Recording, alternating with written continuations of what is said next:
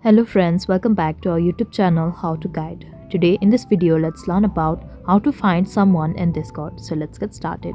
At first let's get into Discord app. So here it is.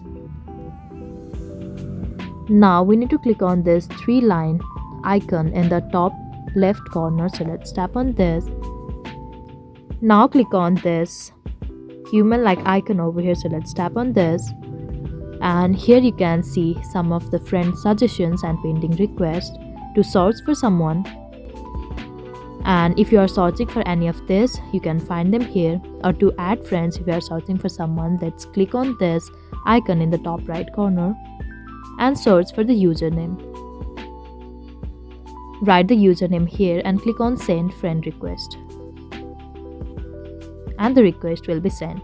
Or you can simply go to the search bar, search for the person you want, and here it is, and you can find it.